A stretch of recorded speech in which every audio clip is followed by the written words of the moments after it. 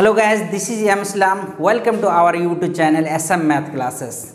चले गाइस, आज जो हम लोग डिस्कस करने वाले हैं बहुत ही ज़बरदस्त टॉपिक है। वो टॉपिक नाम है डिफरेंशिएशन, जो कि प्रीवियस वीडियो में हम लोग डिस्कस कर चुके थे। डिफरेंशिएशन के बारे में जितने भी उनसे रिलेटेड फॉर्मूला था, सारे फॉर्मूला का डिस्कस कर चुके हैं। तो आप आज के डेट में डिफरेंशिएशन के टाइप के बारे में डिस्कस करेंगे, क्योंकि ये टाइप जानना बहुत ही ज़्यादा इंपॉर्टेंट होता है। जब तक ये टाइप नहीं जानेंगे तब तक आगे की मैथ का सॉल्यूशन आप नहीं कर पाएंगे, क्योंकि जितने भी हायर लेवल के मैथमेटिक्स को आप देखेंगे, मैथमेटिशियन का बुक देखेंगे, सारे में हाई लेवल का ही डिफरेंशिएशन रहता है। तो चलिए गाइस, डिस्कस करते हैं। इसीलिए आप लोग से रिक्वेस्ट यही रहेगा कि आप लोग वीडियो को शुरू से अंत तक जरूर देखेंगे, क्योंकि अगर आप ये नहीं देखेंगे तब तक आप समझ नहीं पाएंगे। तो आप क्या करेंगे, प्रीवियस वीडियो अगर नहीं देखे हैं तो उसका डिस्क्रिप्शन में आपको लिंक डाल दिया जाएगा, आप उनको जरूर देख लेंगे। अगर उसको देख लेते हैं तो 100% इसको समझ सकते हैं। तो चले गए, टाइम नहीं लेते हुए स्टार्ट करते हैं टाइप्स ऑफ डिफरेंशिएशन। चलिए देखिए, यहाँ पे लिखा हुआ है डिफरेंशिएशन। सबसे एट फर्स्ट हम लोग ये समझने की कोशिश करेंगे, डिफरेंशिएशन का जो टाइप्स होता है वो 2 टाइप्स के होते हैं। सबसे पहला टाइप्स आप देखेंगे और दूसरा टाइप्स को भी समझने की कोशिश करेंगे। पहला टाइप्स है सिंपल फंक्शन। सिंपल फंक्शन क्या होता है, सिंपल फंक्शन। और दूसरा टाइप्स होता है कंपोजिट फंक्शन।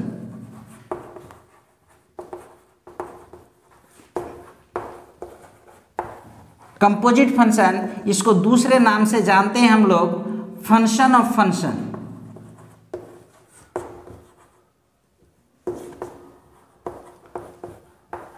क्या जानते हैं, फंक्शन ऑफ फंक्शन। अब इनका डेफिनेशन को समझने की कोशिश करेंगे कि सिंपल फंक्शन किसे कहते हैं। चलिए देखिए, यहाँ पे सिंपल फंक्शन का डेफिनेशन समझने की कोशिश करते हैं। कहता है कि if a function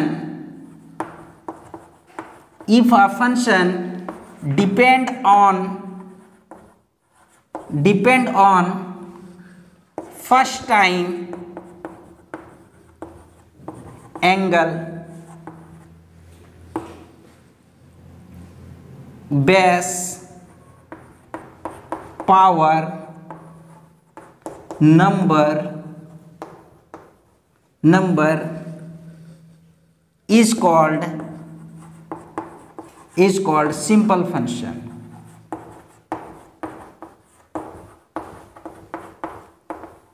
simple function.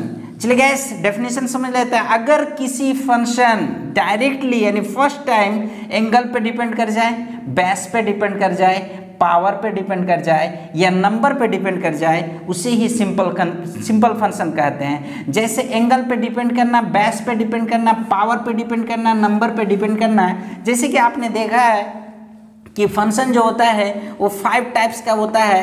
कितने टाइप्स का होता है, 5 टाइप्स के फंक्शन होते हैं, जिसके डिनोटेट करते हैं आइलेट से डिनोटेट करते हैं। जितने लेटर है उतने फंक्शन होता है।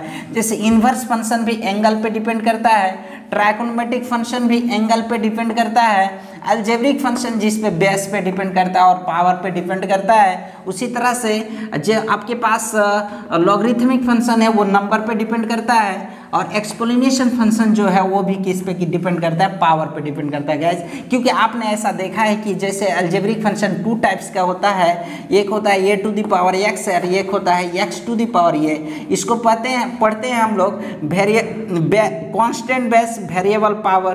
क्या पढ़ते हैं guys, constant base variable power, और इसको पढ़ते हैं वेरिएबल बेस कांस्टेंट पावर।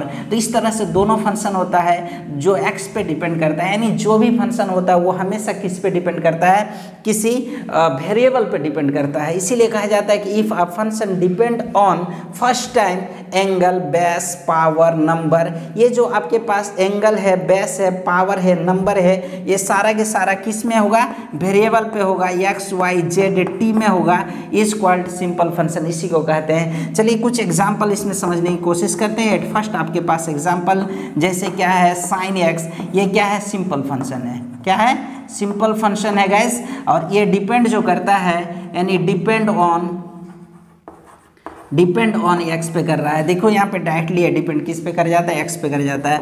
उसी प्रकार दूसरा एग्जांपल आप देखेंगे u to the power x, ये भी क्या है, सिंपल फंक्शन है। ये भी डिपेंड जो कर रहा है, depend on depend on x पे कर रहा है गैस, क्योंकि ये भी किस पे कर रहा है, डिपेंड एक्स पे कर रहा है। तो इसी तरह से डायरेक्टली जो एक्स पे कर जाता है डिपेंड, यानी कोई भी सिंगल वेरिएबल पे कर जाता है, यानी फर्स्ट टाइम ही किसी सिंगल वेरिएबल पे, जैसे एक्स पे, टी पे, जेड पे, टी, ये सारे के सारा क्या कहलाता है, सिंपल फंक्शन कहलाता है। अब गैस हम लोग समझने की कोशिश करेंगे कंपोजिट फंक्शन। आई होप ये आप लोग 100% समझ गए होंगे। चलिए देखिए गैस, कंपोजिट फंक्शन को समझने की कोशिश करते हैं। अब देखते हैं कंपोजिट फंक्शन, इसका डेफिनेशन समझने की कोशिश करते हैं। कंपोजिट फंक्शन कह रहा है कि if a function depend on any another function भी कह सकते हैं, other function is called composite function. इसको क्या कहते हैं गैस, कंपोजिट फंक्शन कहते हैं। जैसे फॉर एग्जाम्पल के देख रहा है कि अगर कोई फंक्शन किसी अनदर फंक्शन पे डिपेंड करता है, यानी कह रहा है क्या है कि इफ अ फंक्शन, अगर कोई फंक्शन किसी अनदर फंक्शन पे डिपेंड करता है, उसी को कहते हैं हम लोग कंपोजिट फंक्शन। वो डायरेक्टली एंगल पे डिपेंड नहीं करता, उस एंगल पे तो वो डिपेंड करता है, लेकिन उस एंगल पे जाके अनदर फंक्शन रहता है, डायरेक्ट वो क्या नहीं रहता है, सिंपल फंक्शन नहीं आ रहता है गैस। इसीलिए इसको समझने की कोशिश करेंगे। फॉर एग्जांपल में आप क्लियर समझ जाएंगे। जैसे कि एग्जांपल दिया हुआ है आपके पास, फर्स्ट एग्जांपल दिया हुआ है sin 3x दिया हुआ है। क्या दिया हुआ है, sin 3x। तो ये sin 3x जो डिपेंड करता है, यानी sin 3x डिपेंड ऑन किस पे कर रहा है, 3x पे कर रहा है। किस पे कर रहा है गैस, 3x पे कर रहा है। और फिर 3x जो डिपेंड कर रहा है, 3x डिपेंड ऑन x पे कर रहा है गैस। किस पे कर रहा है, 3x जो डिपेंड कर रहा है वो किस पे कर रहा है, x पे कर रहा है। इस तरह से ये एग्जांपल समझ गए। इनके लिए क्या होता है, एक प्रोसेस होता है। जब तक उस प्रोसेस को आप समझते नहीं है तब तक इसको समझ नहीं पाएंगे।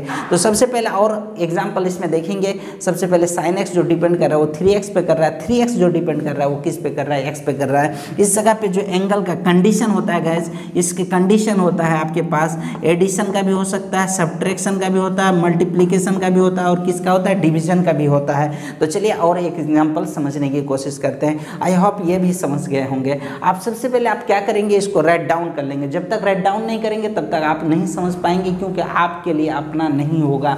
सिर्फ देखने से नहीं होता है, लिखना भी पड़ता है। तो चलिए, जितना आप रिवाइजिंग करेंगे उतना ज़्यादा आपके लिए इजी हो जाए, क्योंकि लोग कहते हैं कि मैथ हार्ड होता है, लेकिन हार्ड नहीं होता है। ये तो एक लॉजिकल होता है। आप जितना इसमें लॉजिक लगाएंगे उतना आपको इजी लगने लगेगा। तो सो गाइस, अब हम लोग देखते हैं इस पर अदर एग्जाम्पल, जिससे समझ जाएंगे और इनसे रिलेटेड कुछ एग्जाम्पल की सॉल्यूशन करने की कोशिश करेंगे। जैसे सिंपल फंक्शन का डेरिवेटिव अगर करते हैं तो डायरेक्टली डीसी कर देते हैं। जैसे आपके पास क्या है यहाँ पे sin x का डेरिवेटिव आपके पास डायरेक्ट क्या हो जाता है, cos x हो जाता है गाइज। लेकिन उस तरह से सिंपल कंपोजिट फंक्शन का डेरिवेटिव नहीं होता है। तो कंपोजिट फंक्शन पे और इस तरह के एग्जांपल देख लेते हैं, कौन किस पे डिपेंड करता है। उसके बाद हम लोग क्या करेंगे, उस फॉर्मूला, एक स्पेशल फॉर्मूला होता है सिंपल फंक्शन, कंपोजिट फंक्शन के लिए, वो होता है चेन रूल। जैसे चेन रूल समझ गए तो सारे क्वेश्चन का सॉल्यूशन इजीली हम लोग समझ सकते हैं। तो चलिए गाइस, हम लोग अदर एग्जांपल को देखने की कोशिश करते हैं।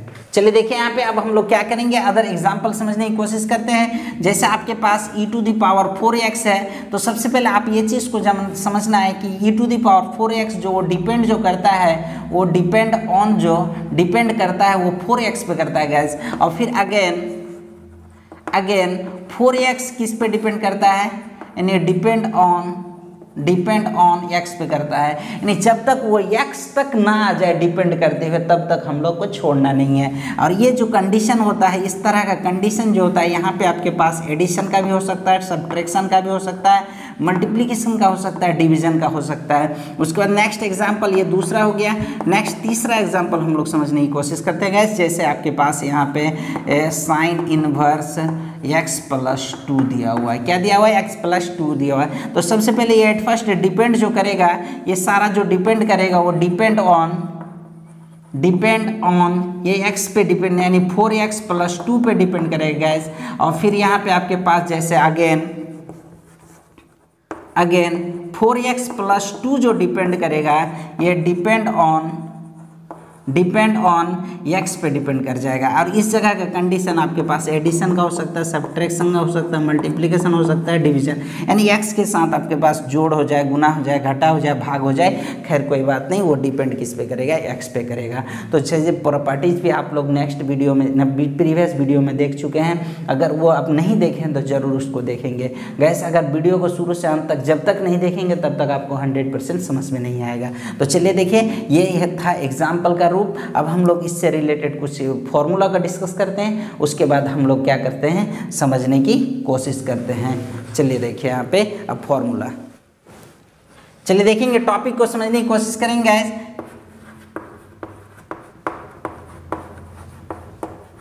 Derivative of composite, derivative of composite function, composite function, derivative of composite function जो है वो किस पे बनता है, उसके लिए एक स्पेशल चेन रूल आता है गैस, इसको देखेंगे, चेन रूल। क्या होता है, स्पेशल चेन रूल होता है। अब इस चेन रूल को समझने की कोशिश करते हैं। अब चेन रूल होता क्या है, तो सबसे पहले आपको क्या करना है कि जैसे लेट मान लेना है कि लेट y इक्वल टू आपका जो फंक्शन है वो एफ ऑफ टी पे डिपेंड करता है, किस पे कर रहा है, टी पे डिपेंड कर रहा है। और चलिए देखिए यहाँ पे, और फिर एंड ये जो आपके पास टी जो डिपेंड कर रहा है वो क्या कर रहा है, जी ऑफ एक्स पे कर रहा है, क्या कर रहा है, जी ऑफ एक्स पे कर रहा है। तो देन आप समझेंगे तो क्या होता है, तो सबसे पहले आपके पास d of n d x तो होगा ही गैस, और वो जो डी डिपेंड कर जाएगा वो किस पे करेगा, टी पे कर जाएगा, क्योंकि वाई का जो फंक्शन टी का है टी पे डिपेंड करेगा। और फिर टी को ऊपर में लिख देंगे, उसके बाद टी का फंक्शन जो एक्स पे है तो वो क्या कर जाता है, एक्स पे डिपेंड करता है। तो ये होता है गैस चेन रूल। और इससे भी आगे अगला स्टेप जो क्या क्या हो सकता है उसको भी समझने की कोशिश करते हैं। अगेन ये एक नंबर में हो गया, दूसरा नंबर में देख लेते हैं। जैसे आपके पास दिया हुआ y equal to F of T के रिस्पेक्ट में टी पे डिपेंड करता है, कोमा, फिर टी आप डिपेंड करता है क्या, जी ऑफ एच पे डिपेंड करता है, फिर आपके पास जो ये जी ऑफ जेड पे डिपेंड करता है, और फिर एंड आपके पास एच जो है यानी जेड जो डिपेंड करता है वो करता है एच ऑफ एक्स पे कर रहा है, किस पे कर रहा है गैस, एच ऑफ एक्स के कर रहा है। तो चलिए देखिए इसका अब हम लोग समझने की कोशिश करते हैं। जब इसका डीफो करोगे देन तो इसका रिजल्ट आता है आपके पास, देख लीजिए क्या आता है, then d y by d x तो होगा ही गैस। उसके बाद ये जो आपके पास y तो होगा, ये किस पे डिपेंड करेगा, t पे करेगा, और फिर t किस पे करेगा, z पे करेगा, और फिर z किस पे करेगा गैस, x पे करेगा। यानी आपको जितने भी क्वेश्चन मिलेगा इसी तरह से चेन रूल में मिलेगा, वो हमेशा लास्ट में क्या आना चाहिए, x में। देखिए गैस ये z x cancel, dt cancel, तो आपके पास d ओपन dx बच जाता है। तो इसी तरह का ये होता है चेन रूल। एक एग्जाम्पल इस पर समझने की कोशिश करते हैं। जैसे एग्जाम्पल समझ जाएंगे तो आप चेन रूल समझना आपके लिए बहुत ही इजी हो गया।